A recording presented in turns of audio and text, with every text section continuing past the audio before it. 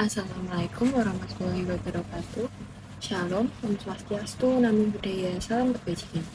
Pada kesempatan kali ini, saya Liani Setiawan dengan NIM 230552 3005 dari Prodi Akuntansi Fakultas Ekonomi Bisnis Universitas Tikupan Semarang akan menjelaskan terkait tax planning dan pengendalian atas unsur-unsur beban pokok penjualan dan pengurang penghasilan bruto. Nah, sebelum memasuki materi, saya akan menyebutkan beberapa subbab yang akan saya bahas di materi ini. Di sini saya akan membahas 10 subbab, yaitu yang pertama ada capital expenditure dan revenue expenditure. Yang kedua ada foreign exchange loss. Yang ketiga ada metode persediaan. Yang keempat ada metode penyusutan. Yang kelima ada menyiasati SE 46 PC 4 1995. Yang keenam, ada cadangan kerugian piutang tak tagih. Yang ketujuh ada biaya entertainment. Yang kedelapan ada persyaratan-persyaratan beban promosi sesuai peraturan perpajakan. Yang kesembilan ada pengujian untuk menguji kebenaran beban pokok penjualan. Dan yang terakhir, yang ke-10 itu ada ekualisasi beban pokok penjualan dan beban operasional dengan DPP PPN masukan. Nah, sebelumnya saya akan menjelaskan tentang beberapa pengertian. Di sini ada pengertian dari tax planning dan juga pengertian dari pengendalian pajak. Nah, pengertian tax planning atau perencanaan pajak sendiri itu memiliki arti yaitu suatu proses yang dilakukan secara sistematis oleh wajib pajak dalam mengelola kewajiban perpajakannya. Proses ini bertujuan untuk meminimalkan beban pajak terutang dengan tetap mematuhi peraturan perundang-undangan perpajakan yang berlaku.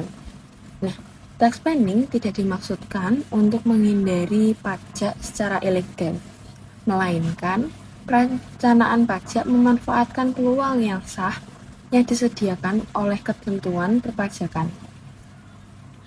Oleh karena itu, tax planning merupakan bagian dari kepatuhan pajak yang bertanggung jawab. Nah, tax planning ini itu juga ada beberapa ahli yang menyatakan, seperti dari Zane itu tahun 2015, beliau menyatakan bahwa tax planning adalah proses pengorganisasian kegiatan usaha dan transaksi wajib pajak sedemikian rupa sehingga beban pajak yang timbul dapat diminimalkan secara legal. Perencanaan pajak dilakukan dengan mempertimbangkan berbagai alternatif perlakuan pajak yang diperbolehkan oleh undang-undang, sehingga keputusan bisnis dapat menghasilkan beban pajak yang optimal. Nah, menurut ahli seperti Suwandi menyatakan pada tahun 2016 itu tax planning merupakan langkah awal dalam manajemen pajak yang dilakukan sebelum transaksi terjadi, agar perusahaan dapat menghindari pemborosan pajak yang tidak diperlukan. Dengan demikian, tax planning tidak dimaksudkan untuk menghindari pajak, melainkan untuk memenuhi kewajiban perpajakan secara efisien dan sesuai dengan hukum. Untuk ahli lainnya itu ada dari Pohan pada tahun 2017 menyatakan bahwa tax planning merupakan upaya sistematis wajib pajak dalam merencanakan aktivitas keuangan dan operasional guna menekan beban pajak baik dalam jangka pendek maupun jangka panjang. Perencanaan pajak yang baik harus mempertimbangkan dampak pajak atas setiap keputusan bisnis, termasuk pemilihan metode akuntansi, terus struktur pendanaan, terus juga ada pemanfaatan fasilitas perpajakan. Ada juga ahli seperti Diasmo pada tahun 2018 itu menegaskan bahwa tujuan utama tax planning adalah mencapai jumlah pajak yang optimal, yaitu jumlah pajak yang tidak melebihi kewajiban yang seharusnya dibayarkan sesuai dengan peraturan yang berlaku. Oleh karena itu, tax planning menjadi alat strategis bagi perusahaan untuk meningkatkan efisiensi keuangan, sekaligus menjaga kepatuhan terhadap ketentuan perpajakan yang sedang berlaku pada masa itu. Dalam manajemen keuangan perusahaan juga, tax planning itu berperan cukup penting sebagai strategi pengelolaan laba dan arus kas. Melalui perencanaan pajak ini juga, perusahaan dapat mengatur waktu pengakuan pendapatan dan biaya Pengaturan ini dilakukan dengan memilih perlakuan akuntansi yang diperkenankan oleh peraturan perpajakan. Dengan begitu, perusahaan dapat mengoptimalkan beban pajak tanpa melanggar ketentuan hukum. Hal tersebut juga berdampak positif sebetulnya terhadap efisiensi keuangan perusahaan. Tax planning ini juga berfungsi sebagai alat mitigasi risiko perpajakan. Perencanaan pajak yang baik itu juga memungkinkan perusahaan mengidentifikasi potensi risiko pajak sejak dini. Risiko tersebut dapat berupa kesalahan pengakuan terhadap pada biaya, pendapatan, atau perlakuan fiskal tertentu. Dengan adanya perencanaan pajak atau tax planning ini, perusahaan dapat menghindari sanksi administrasi dan denda pajak. Oleh karena itu juga, perencanaan pajak memiliki nilai strategis bagi keberlangsungan usaha. Selain itu, tax planning juga mendorong suatu perusahaan untuk memahami peraturan perpajakan secara menyeluruh. Pemahaman ini mencakup tentang undang-undang pajak, peraturan pelaksana, serta kebijakan fiskal yang berlaku. Dengan pemahaman yang baik, perusahaan dapat membuat keputusan keuangan yang lebih tepat. Keputusan tersebut akan selaras dengan tujuan bisnis dan ketentuan perpajakan. Hal ini juga memperkuat posisi perusahaan dalam menghadapi pemeriksaan pajak. Jadi itu kan terkadang perusahaan juga menerima surat untuk dicek. Jadi pemeriksaan pajak datang ke perusahaan seperti itu. Dan itu pasti akan lebih aman begitu jika sudah mengikuti peraturan yang sudah berlaku. Dan secara keseluruhan, tax planning merupakan kegiatan yang berkesinambungan dan dinamis. Perubahan peraturan perpajakan menuntut perusahaan untuk terus menyesuaikan strategi pajaknya. Perencanaan pajak yang efektif harus dilakukan secara hati-hati dan terstruktur. Dengan demikian, perusahaan dapat mencapai efisiensi pajak sekaligus menjaga kepatuhan. Untuk selanjutnya itu ada pengertian dari pengendalian pajak atau tax control. Nah, pengendalian pajak atau tax control ini merupakan serangkaian kebijakan dan prosedur yang diterapkan oleh wajib pajak untuk memastikan kepatuhan pajak. Pengendalian ini bertujuan agar secara perhitungan, penyetoran, serta pelaporan itu dilakukan secara benar, jadi tidak ada kesalahan yang terjadi. Selain itu juga, pengendalian ini itu juga memastikan kewajiban pajak dipenuhi tepat waktu. Sistem pengendalian pajak berfungsi sebagai pengawasan internal perusahaan. Dengan begitu, potensi kesalahan dan penyimpangan dapat diminimalkan gitu.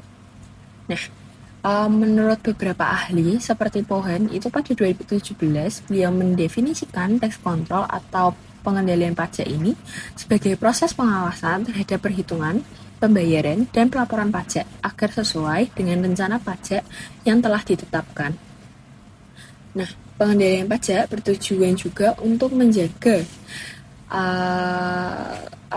kesalahan itu diminimalkan. Jadi mencegah terjadinya kesalahan administrasi perpajakan yang dapat menimbulkan sanksi atau sengketa pajak di kemudian harinya. Dan juga ada dari ahli Swandi tahun 2016, beliau menyatakan bahwa tax control berfungsi untuk menjamin kepatuhan pajak serta mengendalikan resiko perpajakan yang mungkin timbul akibat perubahan peraturan atau kelalaian dalam pelaksanaan kewajiban pajak.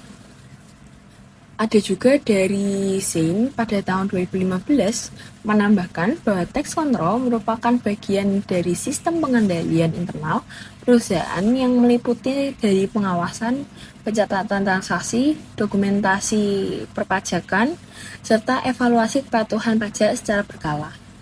Pengendalian pajak yang efektif memungkinkan perusahaan untuk mendeteksi kesalahan sejak dini dan melakukan tindakan korektif sebelum timbul permasalahan dengan otoritas pajak. Ada juga dari ahli bernama Mardiasmo tahun 2018 menegaskan bahwa tax control bertujuan untuk memastikan kewajiban perpajakan dilaksanakan secara efektif, efisien, dan sesuai dengan ketentuan hukum. Dengan adanya tax control yang baik, perusahaan tidak hanya dapat meminimalkan risiko sanksi pajak, tetapi juga menimbulkan transparansi dan akuntabilitas dalam pengelolaan perpajakan. Dalam praktek lapangannya, itu pengendalian pajak mencakup pengendalian administrasi pajak yang tertib dan sistematis. Administrasi yang baik meliputi pencatatan transaksi secara lengkap dan akurat. Selain itu, perusahaan juga harus menyimpan dokumen pendukung secara memadai sehingga itu dapat dinyatakan akurat begitu. Untuk dokumentasi yang lengkap memudahkan proses dalam pelaporan pajak juga. Hal tersebut memperkuat posisi perusahaan juga dalam pemeriksaan pajak. Pengendalian pajak berperan dalam menjaga keandalan laporan keuangan fiskal. Data keuangan yang digunakan sebagai dasar perhitungan pajak harus dapat dipertanggungjawabkan. Dengan adanya tax control ini, kesalahan pencatatan dapat segera terdeteksi. Deteksi lebih awal itu juga dapat mencegah terjadinya koreksi fiskal yang signifikan pada akhir masa, gitu. Dan oleh karena itu juga pengendalian pajak meningkatkan kualitas pelaporan pajak perusahaan. Selain itu, pengendalian pajak dapat mengurangi resiko sengketa pajak. Kepatuhan administrasi dan kelengkapan dokumen memperkuat argumen perusahaan terhadap fiskus. Dengan begitu, potensi keberatan atau banding dapat diminimalisirkan. Proses pemeriksaan pajak juga dapat berjalan lebih lancar. Hal ini memberikan kepastian hukum bagi perusahaan tersebut, begitu. Dan secara keseluruhan, pengendalian pajak merupakan pelengkap dari tax planning atau perencanaan pajak. Perencanaan pajak tanpa pengendalian pajak yang baik itu akan sulit diimplementasikan pada sebuah perusahaan. Pengendalian pajak memastikan strategi pajak dijalankan sesuai dengan rencana awal. Dengan begitu, tujuan efisiensi dan kepatuhan pajak dapat tercapai. Pengendalian pajak juga memiliki peran strategis dalam manajemen pajak. Oke, selanjutnya ini memasuki materi yang pertama, yaitu dari capital expenditure dan revenue expenditure. Nah, secara akuntansi, pengeluaran berkaitan dengan perolehan aset tetap diklasifikasikan menjadi dua jenis, yaitu capital expenditure dan revenue expenditure. Nah, yang pertama ini saya akan menjelaskan dari pengertian capital expenditure terlebih dahulu. Capital expenditure itu merupakan pengeluaran yang dilakukan untuk memperoleh aset tetap baru atau meningkatkan kapasitas, efisiensi, serta umum manfaat aset yang telah ada. Pengeluaran ini memberikan manfaat ekonomis jangka yang cukup panjang, yaitu lebih dari satu periode akuntansi. Sehingga secara akuntansi biaya yang dikeluarkan harus dikapitalisasi dan diakui sebagai aset dalam laporan posisi keuangan. Menurut Mardiasmo pada 2018, capital expenditure adalah pengeluaran yang memberikan manfaat ekonomi lebih dari satu periode akuntansi, sehingga harus dikapitalisasi sebagai aset dan setelahnya akan disusutkan. Sebaliknya, dengan revenue expenditure itu merupakan pengeluaran yang memanfaatkan hanya dirasakan dalam satu periode dan dibebankan langsung sebagai biaya. Lalu juga ada dari ahli, yaitu Swandi pada 2016, beliau menyatakan bahwa pemilahan antara capital expenditure dan revenue expenditure sangat penting dalam perpajakan karena berpengaruh langsung terhadap pengakuan biaya fiskal. Kesalahan klasifikasi dapat menyebabkan koreksi fiskal oleh otoritas pajak. Lalu ada juga menurut Pohan pada 2017 menegaskan bahwa tax planning wajib pajak cenderung mengoptimalkan pengakuan revenue expenditure agar beban pajak dapat ditekan secara legal.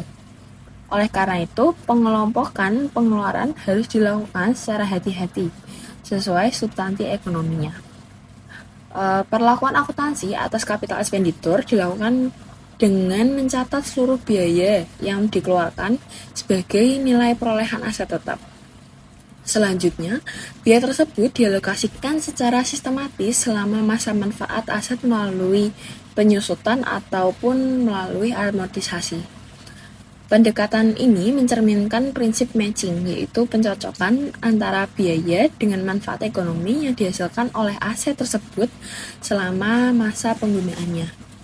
Dengan demikian, capital expenditure tidak langsung memengaruhi laba pada saat terjadinya, melainkan secara bertahap sesuai masa manfaat. Nah, selanjutnya ada revenue expenditure. Ini kebalikan dari capital expenditure ya, di mana pengeluaran yang manfaat ekonomisnya hanya dirasakan dalam satu periode akuntansi. Pengeluaran ini tidak menambah nilai aset, tidak meningkatkan kapasitas, serta tidak memperpanjang umur manfaat aset, melainkan hanya bertujuan untuk menjaga aset agar tetap berfungsi secara normal. Oleh karena itu, secara akuntansi, revenue expenditure dicatat langsung sebagai beban dalam laporan laba rugi pada periode terjadinya. Nah, secara perspektif perpajakan, perlakuan atas kedua jenis pengeluaran tersebut juga berbeda. Untuk capital expenditure tidak dapat dibebankan sekaligus dalam satu periode pajak, melainkan harus dialokasikan melalui mekanisme penyusutan atau amortisasi sesuai pada ketentuan Pasal 9 Ayat 2 Undang-Undang Pajak Penghasilan. Sementara untuk revenue expenditure dapat dibebankan secara keseluruhan sepanjang memenuhi prinsip 3M. Nah, untuk 3M itu sendiri yaitu digunakan seperti untuk mendapatkan, menagih, dan memelihara penghasilan. Oleh karena itu, pemahaman yang tepat mengenai klasifikasi pengeluaran atas aset tetap menjadi sangat penting guna menghindari koreksi fiskal dan mendukung kepatuhan pajak perusahaan. Untuk selanjutnya, itu materi yang kedua, yaitu foreign exchange. Nah, di sini kerugian selisih kurs mata uang asing atau foreign exchange di sini merupakan beban yang timbul akibat fluktuasi nilai tukar mata uang asing terhadap mata uang fungsional yang digunakan oleh wajib pajak. Dalam praktik bisnis, transaksi menggunakan valuta asing tidak dapat dihindari, terutama bagi perusahaan yang melakukan kegiatan impor, ekspor, maupun memiliki kewajiban dan piutang dalam mata uang asing. Perubahan nilai tukar tersebut dapat menimbulkan keuntungan maupun kerugian dalam selisih kurs yang secara langsung mempengaruhi kinerja keuangan perusahaan. Menurut ahli itu yang pertama dari Waluyo itu pada tahun 2017 menyatakan bahwa foreign exchange loss adalah kerugian yang timbul akibat fluktuasi nilai tukar mata uang asing terhadap mata uang pelaporan. Menurut Mardiasmo pada 2018 itu juga menjelaskan bahwa dalam perpajakan kerugian selisih kurs dapat diakui sebagai biaya sepanjang benar-benar terjadi dan didukung oleh bukti yang sah.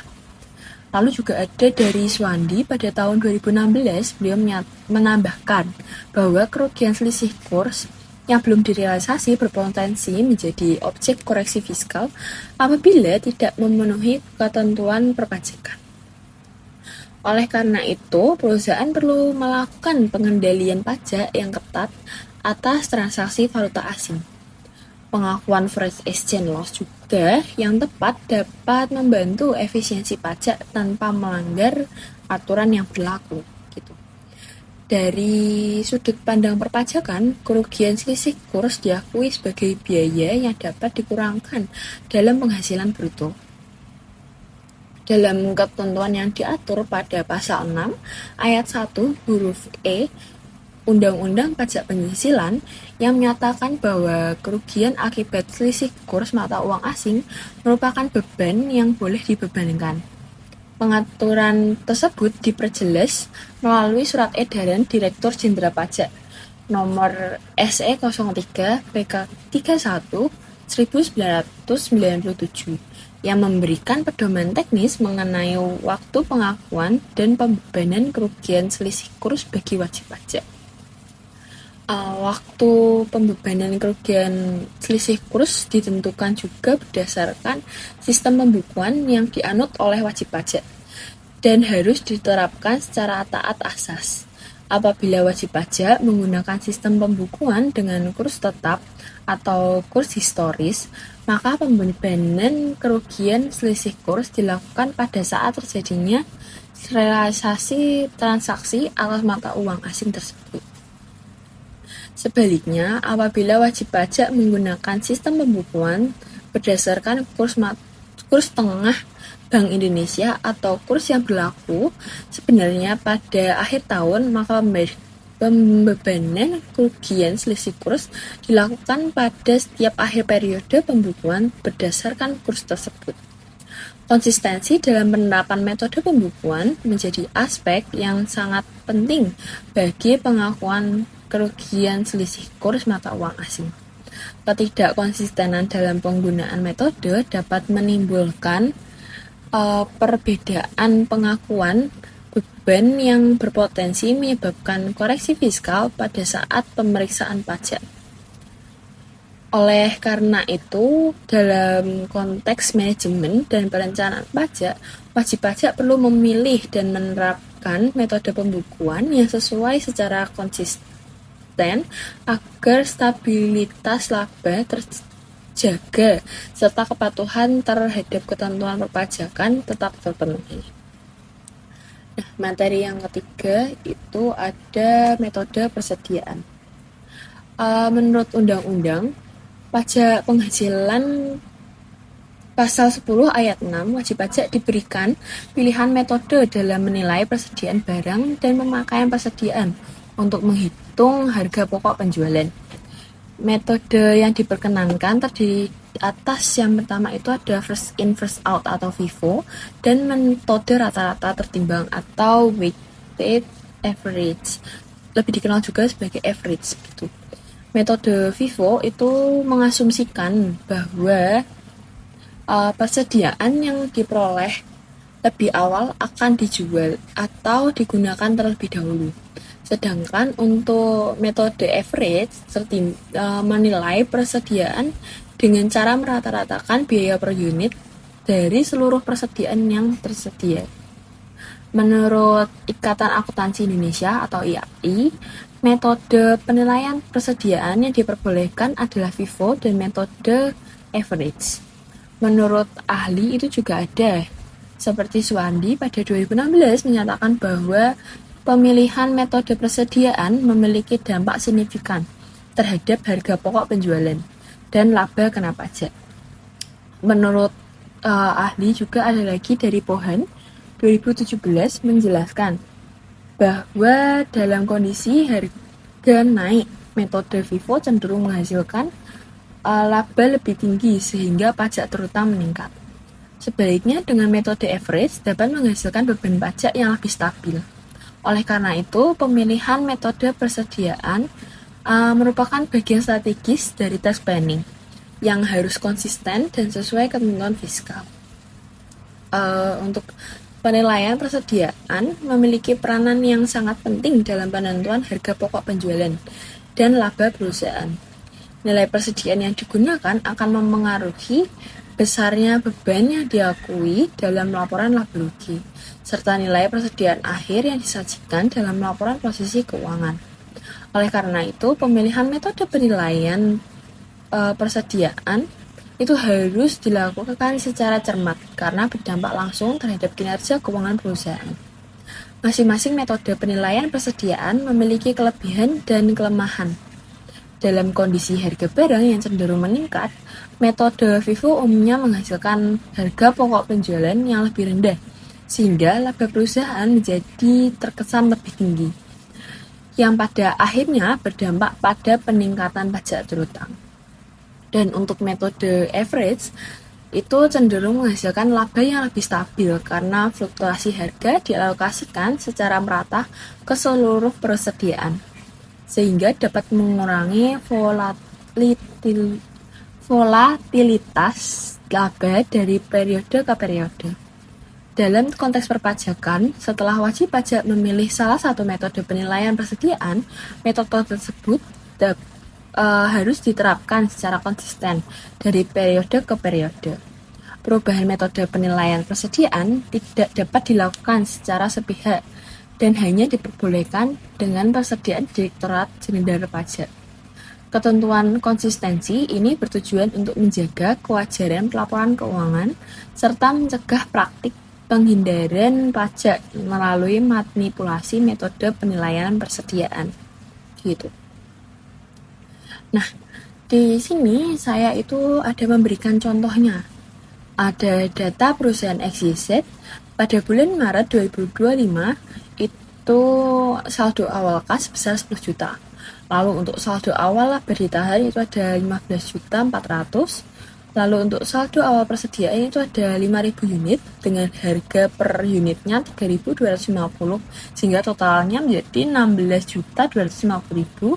Untuk pembeliannya itu ada di 6.250 unit dengan harga per unit 3.650 sehingga totalnya menjadi 22.812.500. Nah, untuk penjualannya pada bulan tersebut dengan total 57.250.000 dan juga beban operasi sebesar 8.900.000.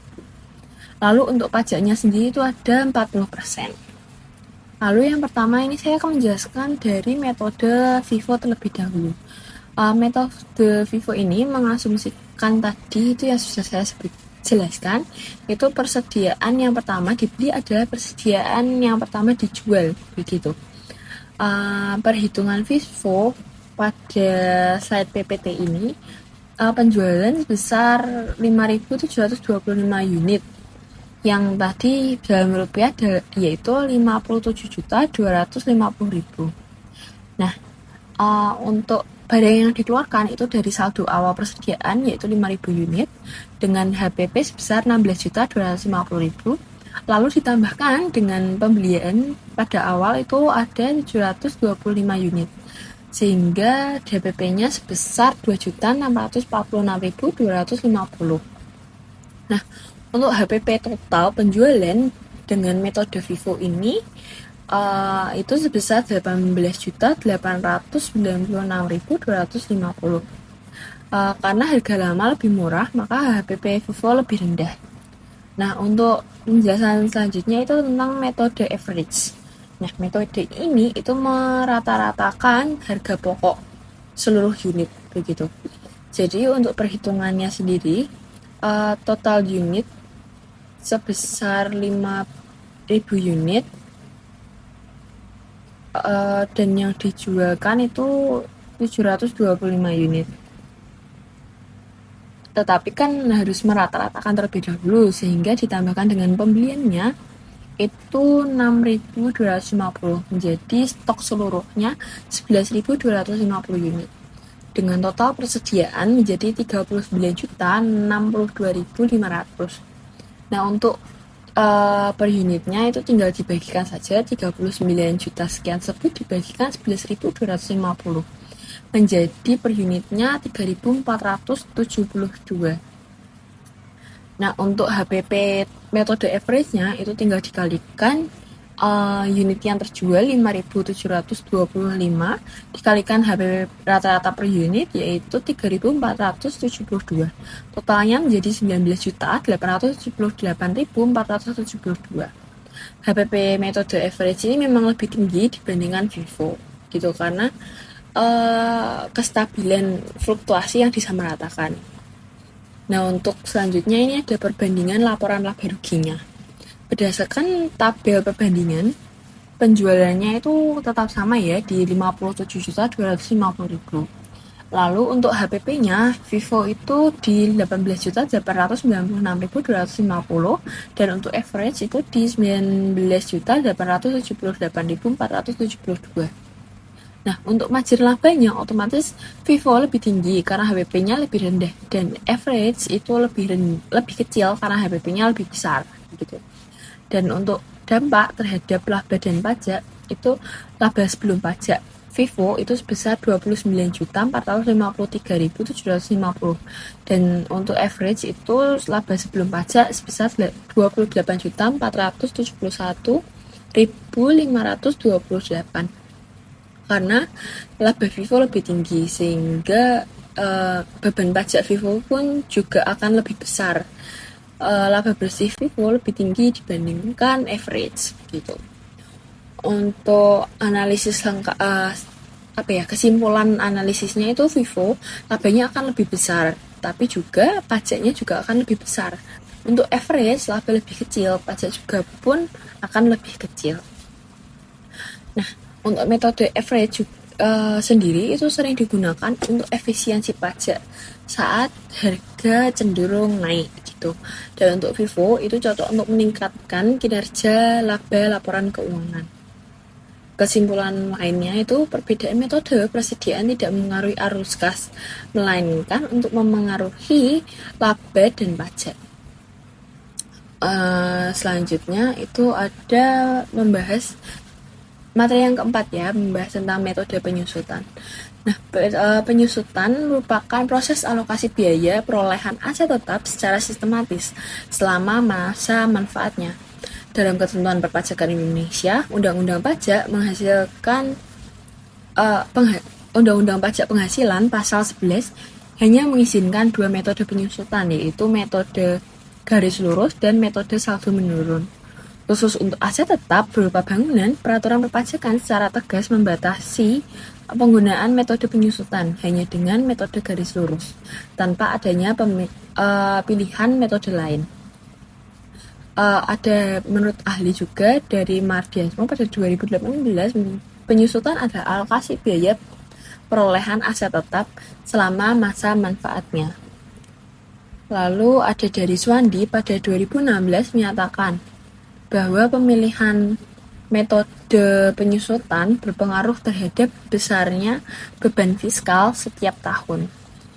Metode saldo menurun juga cenderung untuk menghasilkan beban lebih besar di awal periode sehingga dapat menekan laba kena pajak. Oleh karena itu, pemilihan metode penyusutan menjadi alat perencanaan pajak yang sah. Selain mengatur metode penyusutan, Undang-Undang Pajak Penghasilan juga menetapkan ketentuan mengenai umur manfaat aset tetap. Untuk aset tetap, bukan bangunan, pemerintah mengelompokkan aset ke dalam 4 kelompok berdasarkan masa manfaat ekonomisnya. Untuk klasifikasi masing-masing kelompok aset tersebut diatur lebih lanjut dalam Peraturan Menteri Keuangan Nomor 96 PMK 03 2009. Penentuan kelompok aset yang tepat sangat penting karena akan memengaruhi besarnya beban penyusutan yang dapat dibebankan setiap tahun pajak. Metode garis lurus dan metode saldo menurun masing-masing memiliki kelebihan dan kelemahan. Untuk metode garis lurus menghasilkan beban penyusutan yang relatif sama setiap periodenya, sehingga memberikan stabilitas terhadap laba fiskal perusahaan. Sebaliknya, untuk metode saldo menurun menghasilkan beban penyusutan yang lebih besar pada awal masa manfaat aset dan semakin menurun pada periode berikutnya, sehingga dapat menekan laba fiskal pada periode awal penggunaan aset. Gitu. Dalam konteks perpajakan dan perencanaan pajak, pemilihan metode penyusutan menjadi salah satu strategi yang dapat dimanfaatkan oleh wajib pajak untuk mengatur besarnya pajak terutang. Dengan demikian, setiap wajib pajak itu memilih salah satu metode penyusutan yang diperkenankan. Metode tersebut harus diterapkan secara konsisten dari periode ke periode. Konsistensi ini bertujuan untuk menjadi kewajaran perhitungan pajak serta mencegah praktik manipulasi laba fiskal melalui perubahan metode penyusutan. Di sini juga saya itu memberikan contoh juga ya, itu sebuah mesin diperoleh pada 1 Januari 2008 dengan harga 250 juta dan perkiraan manfaatnya itu selama 10 tahun. Nah, untuk perhitungan penyusutannya, pada penyusutan metode garis lurus, beban penyusutan tetap setiap tahun sebesar 25 juta. Nah, untuk nilai buku aset berkurang secara konstan. Metode ini menghasilkan beban pajak yang stabil setiap tahun. Lalu untuk penyusutan metode saldo menurun, beban penyusutan lebih besar di awal tahun dan menurun setiap tahunnya. Seperti ini, di tahun 2008 itu kan sebesar 50 juta. Nah, untuk 2009-nya itu sebesar 40 juta. Dan seterusnya akan semakin kecil. Kecuali di tahun terakhir dikarenakan untuk menghabiskan penyusutan atau sisa nilai bukunya begitu. Metode tersebut juga mempercepat pengakuan beban sehingga laba fiskal awal lebih kecil. Lalu untuk efisiensi PPh-nya itu kan di sini saya contohkan sebesar 25%. Nah, pada kolom efisiensi tersebut menunjukkan penghematan pajak dari beban penyusutan. Nah, untuk garis lurus sendiri itu penghematan pajak setiap tahunnya sebesar 6.250.000. Untuk saldo menurun, penghematan pajak pada awal itu lebih besar di awal, lama-lama akan menurun seperti pada penyusutannya. Selisih tersebut menunjukkan perbedaan efisiensi pajak antara kedua metode. Nah, di situ juga saya cantumkan selisihnya. Nah, selisih tersebut menunjukkan jika selisih positif, metode saldo menurun lebih efisien secara pajak, dan untuk selisih negatif itu metode garis lurus lebih menguntungkan di tahun tersebut. Ini menunjukkan adanya perbedaan waktu atau timing difference, bukan perbedaan total pajak secara keseluruhan. Dan untuk kesimpulannya sendiri, itu metode saldo menurun cocok untuk strategi tax planning jangka pendek karena menekan pajak di awal. Untuk metode garis lurus cocok untuk stabilitas laba dan pajak. Secara total, perbedaan hanya pada waktu pengakuan pajak, bukan pada jumlah pajak akhir. Untuk materi yang kelima, itu ada menyiasati SE 46 PKJ 41995. Nah, surat ini merupakan surat edaran Direktur Jenderal Pajak nomor SE 46 PJ 41995 yang merupakan ketentuan mengatur perlakuan biaya bunga pinjaman dalam hal wajib pajak, juga memperoleh penghasilan berupa bunga deposito atau bunga tabungan lainnya. Peraturan ini diterbitkan untuk menghindari praktik pengurangan pajak yang tidak wajar, khususnya ketika wajib pajak tetap membebankan biaya bunga pinjaman meskipun memiliki dana menganggur yang ditetapkan dalam bentuk deposito ataupun tabungan. Menurut ahli seperti Pohan 2017 itu surat edaran ini mengatur perlakuan biaya berpotensi tidak dapat dikurangkan secara fiskal.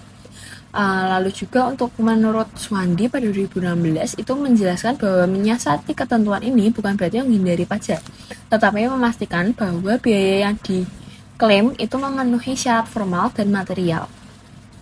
Perusahaan harus melengkapi bukti pendukung yang memadai agar biaya tetap dapat dibebankan. Untuk menurut ahli Mardiasmo 2018 itu menegaskan bahwa kepatuhan administratif menjadi kunci agar biaya tidak dikoreksi fiskal. Dengan pengendalian pajak yang baik, risiko koreksi dapat diminimalkan. Berdasarkan ketentuan tersebut juga, apabila jumlah rata-rata pinjaman yang dimiliki wajib pajak sama besar atau lebih kecil dibandingkan dengan jumlah rata-rata dana yang ditetapkan dalam deposito berjangka atau tabungan lainnya, maka seluruh biaya bunga pinjaman yang dibayar atau terutang dapat dibebankan sebagai biaya. Hal ini karena secara substansi ekonomi penggunaan pinjaman dianggap tidak diperlukan selama wajib pajak masih melakukan atau memiliki dana sendiri yang menganggur. Sebaliknya, apabila jumlah rata-rata pinjaman lebih besar dari jumlah rata-rata dana yang ditetapkan sebagai deposito atau tabungan, maka biaya bunga pinjaman masih dapat dibebankan. Namun hanya sebesar bunga yang dihitung atas selisih pinjaman yang melebihi dana deposito tersebut. Dengan demikian, hanya bagian pinjaman yang benar-benar digunakan untuk kegiatan usaha yang diperkenalkan sebagai pengurang penghasilan bruto. Dalam konteks perencanaan pajak, wajib pajak perlu mengelola struktur pendanaan dan arus kas secara cermat agar tidak kehilangan hak atas pembayaran biaya bunga secara fiskal. Pengurangan dana menganggur itu optimalisasi penggunaan dana sendiri serta pengelolaan pinjaman secara efisien dapat menjadi strategi untuk memaksimalkan pengakuan biaya bunga yang dapat dikurangkan, sekaligus menjaga kepatuhan terhadap ketentuan perpajakan yang berlaku. Nah, untuk materi selanjutnya, materi yang ke-6, itu ada cadangan kerugian piutang tak tertagih.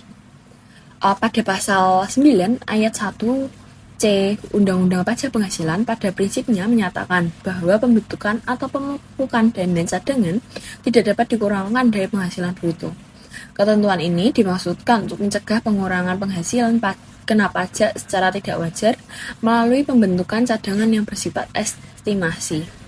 Namun demikian, peraturan perpajakan memberikan pengecualian bagi jenis usaha tertentu yang secara inheren memiliki tingkat resiko usaha yang tinggi dan memerlukan pembentukan cadangan sebagai bagian dari kegiatan operasionalnya. Untuk menurut ahli seperti Waluyo pada tahun 2017, cadangan kerugian piutang tak tertagih merupakan estimasi kerugian atas piutang yang tak dapat ditagih. Untuk menurut Mardiasmod pada 2018 menjelaskan bahwa secara fiskal tidak semua cadangan dapat diakui sebagai biaya pengurangan pajak. Lalu menurut Suwandi pada 2016 menegaskan bahwa hanya piutang tertentu yang memenuhi syarat yang dapat dibebankan, seperti piutang bank atau lembaga pembiayaan tertentu. Oleh karena itu, perusahaan harus berhati-hati dalam mengakui cadangan piutang agar tidak terjadi koreksi fiskal. Pengendalian internal sangat diperlukan dalam penilaian piutang. Pengecualian tersebut antara lain meliputi cadangan piutang tak tertagih bagi usaha perbankan dan badan usaha lain yang menyalurkan kredit, perusahaan sewa guna usaha dengan hak opsi, perusahaan pembiayaan konsumen, serta perusahaan anjak piutang. Selain itu, diperkenankan pula pembentukan cadangan untuk usaha asuransi, termasuk cadangan premi tanggungan sendiri dengan cadangan premi perusahaan asuransi jiwa, serta cadangan bantuan sosial yang dibentuk oleh Badan Penyelenggaraan Jaminan Sosial. Pembentukan cadangan ini dianggap wajar karena resiko gagal bayar dan kewajiban masa depan merupakan karakteristik utama dari sektor-sektor tersebut. Selain sektor keuangan, pengecualian juga diberikan kepada beberapa jenis usaha tertentu, seperti cadangan penjaminan bagi lembaga penjaminan simpanan, cadangan biaya reklamasi untuk usaha pertambangan, cadangan biaya penanaman kembali untuk usaha kehutanan, serta cadangan biaya penutupan dan pemeliharaan tempat pembuangan limbah industri. Cadangan-cadangan tersebut dibentuk untuk menjamin keberlanjutan usaha serta pemulihan lingkungan hidup yang berdampak oleh kegiatan operasional perusahaan, sehingga memiliki dasar ekonomi dan sosial yang kuat. Besarnya cadangan piutang tak tertagih dan jenis cadangan lain yang diperkenalkan sebagai pengurang penghasilan bruto itu diatur lebih lanjut dalam Peraturan Menteri Keuangan Nomor 81 MPMK 03 2009 yang berubah pada 2012 dengan nomor yang sama. Kepatuhan terhadap ketentuan dan batasan yang ditetapkan dalam peraturan tersebut menjadi sangat penting untuk menghindari koreksi fiskal pada saat pemeriksaan pajak. Oleh karena itu, pemahaman yang tepat mengenai jenis dan besaran cadangan yang diperkenalkan merupakan bagian penting dalam pengelolaan dan perencanaan pajak perusahaan. Untuk materi selanjutnya itu ada biaya entertainment. Biaya entertainment merupakan salah satu jenis biaya yang dapat dikurangkan dari penghasilan bruto sepanjang biaya tersebut dikeluarkan untuk menambahkan, menagih, dan memelihara penghasilan. Dalam konteks kegiatan usaha, biaya entertainment umumnya berkaitan dengan upaya perusahaan dalam menjamin dan memelihara hubungan bisnis dengan pihak lain, seperti jaman makan, kegiatan hiburan, atau aktivitas serupa uh, dengan keterkaitan langsung dengan operasional perusahaan. Untuk menurut para ahli seperti Pohan, itu pada 2017 biaya entertainment merupakan biaya yang dikeluarkan untuk menjamu relasi usaha. Menurut Madiasmo pada 2018 menjelaskan bahwa biaya ini di prinsipnya dapat dibebankan secara fiskal sepanjang berkaitan langsung dengan kegiatan usaha. Menurut Swandi pada 2016 itu menegaskan bahwa biaya entertainment harus didukung dengan daftar normatif yang lengkap. Tanpa dokumen tersebut, biaya entertainment berpotensi menjadi biaya yang tidak dapat dikurangkan. Oleh karena itu, administrasi yang tertib menjadi kunci pengendalian pajak. Meskipun diperkenalkan sebagai pengurang penghasilan bruto, biaya entertainment tidak dapat serta-merta dibebankan secara fiskal. Untuk diakui, itu wajib menyusun daftar nominatif biaya entertainment sebagaimana diatur dalam Surat Edaran Direktur Jenderal Pajak Nomor SE 27 PJ 22 1986 tentang biaya entertainment dan sejenisnya. Daftar normatif ini harus memuat informasi yang jelas mengenai pihak yang menerima entertainment, tujuan pengeluaran, serta jumlah biaya yang dikeluarkan. Pada penyusunan daftar normatif itu berfungsi sebagai alat pembuktian bahwa biaya entertainment yang dikeluarkan benar-benar berkaitan dengan kegiatan usaha dan bukan untuk kepentingan pribadi. Tanpa adanya daftar normatif yang lengkap dan memadai, biaya entertainment berpotensi tidak dapat diakui sebagai biaya fiskal dan dapat menimbulkan koreksi pada saat dilakukan pemeriksaan pajak oleh otoritas pajak. Gitu. Dalam konteks manajemen pajak, penyusunan daftar nominatif biaya entertainment menjadi langkah yang sangat penting untuk memastikan seluruh biaya yang berkaitan dengan usaha dapat dibebankan secara optimal. Pengelolaan dokumentasi yang baik dan kepatuhan terhadap ketentuan perpajakan akan membuat wajib pajak meminimalkan resiko koreksi fiskal serta mendukung efisiensi perhitungan pajak terutama. Untuk materi selanjutnya, itu ada persyaratan beban promosi sesuai peraturan perpajakan. Biaya promosi merupakan salah satu jenis biaya yang dapat dikurangkan oleh penghasilan bruto, dan pengaturannya diatur secara khusus dalam Peraturan Menteri Keuangan Nomor 2 PMK 3 2010. Biaya promosi yang dapat dibebankan merupakan akumulasi dari berbagai jenis pengeluaran yang berkaitan langsung dengan kegiatan promosi perusahaan. Oleh karena itu, biaya periklanan merupakan biaya periklanan yang melalui media, begitu, memiliki keterkaitan langsung dengan promosi produk. Dan menurut ahli seperti Waluyo pada 2017, itu biaya promosi dapat diakui sebagai biaya fiskal apabila memenuhi prinsip kewajaran dan berkaitan langsung dengan kegiatan usaha. Menurut Swandi pada 2016 itu menyatakan bahwa menambahkan bahwa biaya promosi tidak boleh bersifat pribadi atau fiktif. Apabila syarat formal dan material terpenuhi, biaya promosi dapat mengurangi penghasilan kena pajak secara sah. Oleh karena itu, dokumentasi menjadi aspek krusial dalam pengendalian pajak. Dalam hal promosi dilakukan melalui pemberian sampel produk. Biaya promosi dapat dibebankan adalah sebesar harga pokok sampel produk yang diberikan kepada pihak lain. Sepanjang harga pokok tersebut belum dibebankan dalam perhitungan harga pokok penjualan. Ketentuan ini bertujuan untuk menghindari pengakuan biaya ganda agar atas persediaan yang digunakan sebagai sarana promosi. Dengan demikian, hanya biaya yang benar-benar mencerminkan pengeluaran real perusahaan yang dapat diakui sebagai biaya promosi secara fiskal. Namun demikian, tidak seluruh pengeluaran yang berkaitan dengan promosi dapat dibebankan secara biaya fiskal. pemberian imbalan berupa uang atau fasilitas kepada pihak lain yang tidak berkaitan langsung dengan penyelenggaraan promosi serta biaya promosi yang merupakan objek pajak atau telah dikenai pajak penghasilan bersifat final tidak termasuk dalam kategori biaya promosi yang dapat dikurangkan dari penghasilan bruto. Batasan ini dimaksudkan untuk menjaga kewajaran pembiayaan biaya dan mencegah penyalahgunaan pengakuan biaya promosi. Nah, untuk memastikan pengakuan biaya promosi secara fiskal, wajib pajak diwajibkan untuk menyusun daftar nominatif biaya promosi sesuai dengan format yang ditetapkan dalam PMK nomor 2 PMK 03 2010 dan melampirkan dalam surat pemberitahuan atau SPT tahunan badan.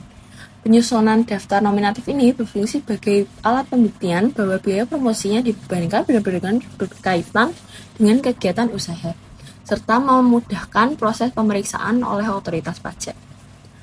Lalu untuk materi selanjutnya, itu ada pengujian untuk menguji kebenaran beban pokok penjualan. Nah, Peraturan Direktur Jenderal Pajak Nomor Per 04 PJ 2012 mengatur berbagai teknik pemeriksaan yang dapat digunakan oleh pemeriksa pajak dalam memperoleh temuan selama proses pemeriksaan. Teknik tersebut meliputi pemanfaatan informasi internal dan maupun atau eksternal Direktorat Jenderal Pajak, pengujian keabsahan dokumentasi, evaluasi dan analisis angka-angka, penelusuran angka dan bukti, pengujian keterkaitan, ekualisasi atau rekonsiliasi, permintaan keterangan atau bukti, konfirmasi, inspeksi, pengujian kebenaran fisik, pengujian kebenaran perhitungan matematis, wawancara, uji petik, teknik audit perbantuan komputer, serta teknik pemeriksaan lainnya yang relevan. Menurut para ahli, itu seperti Agus pada tahun 2017 menyatakan pengujian beban pokok penjualan dilakukan untuk memastikan bahwa biaya yang dibebankan telah sesuai dengan transaksi yang sebenarnya. Untuk menurut Mardiasmo pada 2018 menyatakan bahwa kesalahan dalam penghitungan BPP dapat menyebabkan distorsi laba dan pajak terutang. Menurut Pohan pada 2017 menegaskan bahwa auditor dan fiskus dapat menelusuri kesesuaian antara pembelian, persediaan, dan penjualan. Oleh karena itu, pengujian BPP menjadi bagian penting dalam pengendalian pajak dan audit perpajakan. Dalam konteks pemeriksaan pajak, pengujian kebenaran beban pokok penjualan atau BPP menjadi salah satu fokus utama karena akun ini memiliki pengaruh yang signifikan terhadap besarnya laba dan pajak terutang. Pemeriksa dapat menerapkan berbagai teknik pemeriksaan sebagaimana diatur dalam Per 04 PJ 2012, khususnya teknik analisis angka dan pengujian keterkaitan antar akun yang berhubungan langsung dengan pembentukan beban pokok penjualan. Pengujian keterkaitan merupakan teknik pemeriksaan yang dilakukan untuk meyakini kebenaran suatu transaksi dengan cara menelusuri hubungan antara satu pos dengan pos lainnya yang saling terkait. Dalam rangka menguji kebenaran beban pokok penjualan, pos-pos yang umumnya diuji keterkaitannya meliputi pembelian dengan pelunasan utang usaha, serta barang masuk dan barang keluar dengan sesuai mutasi persediaan. Pengujian ini bertujuan untuk memastikan bahwa seluruh transaksi telah dicatat secara lengkap, akurat, dan konsisten. Selain itu, pemeriksaan juga melakukan pengujian arus barang, memastikan kebenaran seluruh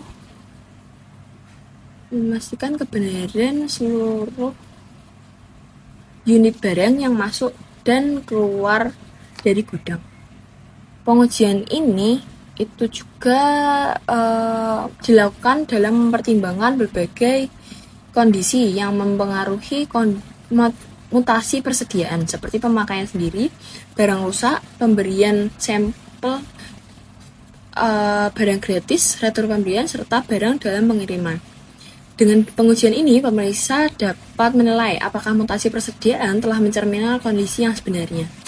Pengujian arus barang memiliki peran penting dalam mendeteksi potensi penyimpangan atau manipulasi beban pokok penjualan. Apabila terdapat selisih antara pada data pembelian, persediaan, dan barang yang keluar, maka hal tersebut dapat mengindikasikan adanya pencatatan yang tidak lengkap atau tidak wajar.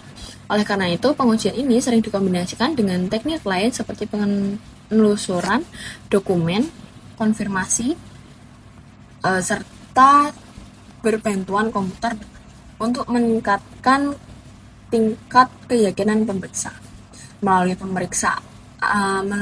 Melalui penerapan berbagai teknik pemeriksaan yang diatur dalam Per 04 PJ 2012, khususnya pengujian keterkaitan dan pengujian arus barang, pemeriksa pajak dapat memperoleh keyakinan yang memadai atas kewajaran beban pokok penjualan yang dilaporkan wajib pajak. Hasil pengujian tersebut menjadi dasar bagi pemeriksa dalam menentukan apakah laporan keuangan dan perhitungan pajak telah disusun sesuai dengan ketentuan perpajakan yang berlaku atau masih memerlukan koreksi fiskal. Lalu memasuki materi yang terakhir, yaitu materi yang ke-10, ekualisasi beban pokok penjualan dan beban operasional dengan DPP PPN masukan. Secara teori, besarnya pajak masukan yang dimiliki oleh wajib pajak seharusnya sebesar 11% dari total pembelian yang dilakukan, sesuai dengan tarif pajak pertambahan nilai yang berlaku. Dengan asumsi seluruh pembelian dilakukan dari pengusaha kena pajak atau PKP dan didukung oleh faktur pajak yang sah, maka nilai pajak masukan akan berbanding lurus dengan nilai pembelian. Namun dalam praktiknya, sering ditemukan perbedaan antara pajak masukan yang dikreditkan dengan total pembelian yang dilaporkan oleh wajib pajak. Menurut Swandi, pada 2016, ekualisasi dilakukan untuk mencocokkan biaya yang dilaporkan pada SPT PPH dengan DPP PPN masukan. Menurut Pohan, pada 2017 menegaskan bahwa ekualisasi bertujuan untuk memastikan konsistensi data antar laporan pajak. Dengan melakukan ekualisasi secara rutin, perusahaan dapat meminimalisir resiko pemeriksaan pajak, dan ekualisasi ini merupakan alat pengendalian pajak yang sangat penting. Perbedaan tersebut dapat disebabkan oleh beberapa faktor, salah satunya adalah pembelian yang tidak seluruhnya dari PKP. Dalam kondisi ini, wajib pajak tidak menerima faktur pajak masukan, sehingga atas transaksi tersebut tidak timbul pajak masukan yang dapat dikreditkan. Akibatnya, nilai pajak masukan menjadi lebih kecil dibandingkan dengan 11% dari total pembelian yang dicatat dalam laporan keuangan. Selain itu, perbedaan juga dapat ditimbulkan karena adanya perbedaan uang muka kepada pemasok. Dalam hal ini, meskipun barang belum dikirim dan belum diterima oleh wajib pajak, pemasok dapat menerbitkan faktur pajak masukan sesuai ketentuan PPN. Kondisi tersebut menyebabkan pajak masukan telah diakui, sementara pembelian secara akuntansi belum sepenuhnya diakui sebagai persediaan atau beban, sehingga menimbulkan selisih proses ekualisasi. Faktor lainnya adalah penerimaan faktur pajak masukan yang berasal dari transaksi selain pembelian barang dagang, seperti pembelian aset tetap, jasa pengangkutan barang, maupun jasa penunjang operasional lainnya. Pajak masukan dari transaksi tersebut tetap dapat dikreditkan sepanjang memenuhi ketentuan, namun tidak seluruhnya berkaitan langsung dengan pembentukan beban pokok penjualan, sehingga menyebabkan nilai pajak masukan tidak selalu sebanding dengan nilai pembelian barang dagang. Melalui proses ekualisasi atau rekonsiliasi antara pajak masukan dan pembelian, wajib pajak dapat mengidentifikasi perbedaan yang terjadi, serta menelusuri penyebabnya secara sistematis. Ekualisasi ini menjadi langkah penting dalam manajemen pajak, terutama sebagai persiapan dalam memberikan penjelasan atau klarifikasi kepada account representatif apabila wajib pajak dilakukan pemeriksaan oleh otoritas pajak. Karena materi sudah selesai, di sini saya memberikan daftar pustaka berisikan link dari mana asal saya memperoleh materi-materi yang sudah saya jelaskan. Jadi dapat disimpulkan juga bahwa perencanaan pajak merupakan wujud kecakapan intelektual mahasiswa. Kenapa perencanaan pajak ini perlu dipelajari juga? Itu untuk mahasiswa dapat memahami regulasi perpajakan, serta menerapkannya secara etis dan bertanggung jawab. Karena pembelajaran perencanaan pajak tidak hanya berfokus pada aspek perhitungan semata, tetapi juga membentuk pola pikir kritis dalam mengelola kewajiban fisik secara legal. Mahasiswa juga dapat memahami perencanaan pajak sejak dini, akan dipersiapkan menjadi profesional yang patuh terhadap peraturan, cerdas dalam pengambilan keputusan, dan memiliki integritas yang tinggi. Selain itu, perencanaan pajak juga mengajarkan bahwa efisiensi keuangan dapat dicapai tanpa mengabaikan kepatuhan hukum, sehingga menciptakan keseimbangan antara kepentingan usaha dan kewajiban negara.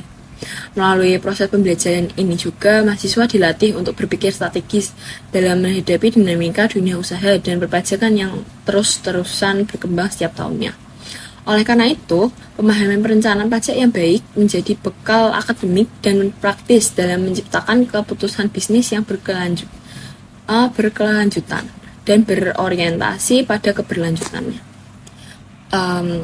Mungkin sekian yang dapat saya presentasikan dan saya jelaskan. Mohon maaf jika banyak kurang dan masih banyak kesalahannya. Sekian dari saya, terima kasih dan sampai jumpa lagi.